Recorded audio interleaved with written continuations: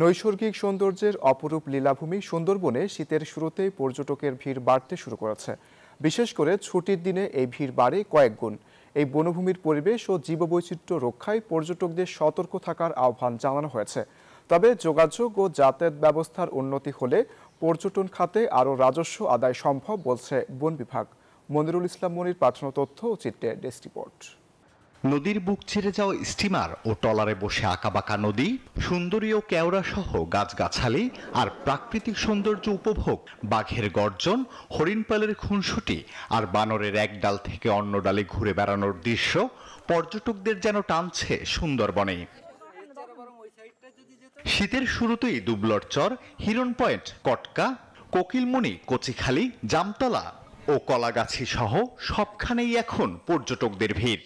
বনের অপরূপ সৌন্দর্য, জীববৈচিত্র্য, সূর্যাস্ত, চিত্রল হরিণ, বানর, শূকর, কুমির সহ বিভিন্ন পশু পাখি আর জীববৈচিত্র্যের প্রাণ প্রাচুর্যের কারণে যে সুন্দরবন ডাকে ভ্রমণ পিপাসুদের। তাই তো শহরের কোলাহল ছেড়ে সুন্দরবনে ঘুরতে এসে উচ্ছ্বাসিত দর্শনার্থীরা। বিশেষ করে সুউচ্চ টাওয়ার থেকে প্রাকৃতিক সৌন্দর্য উপভোগ করতে পেরে পর্যটকরা বেশ আনন্দিত। যদিও সরকারি ছুটির দিনে দর্শনার্থীদের ভিড় বেশি থাকে। প্রাণবন্ত হয়ে গেছি জায়গাটা দেখে, আমার জীবজন্তু দেখে, কিছু হরিণ দেখলাম, কিছু বাঘ দেখলাম। জায়গাটা অনেক সুন্দর, এত ঘোরার জন্য খুবই মনোমুগ্ধকর একটা জায়গা।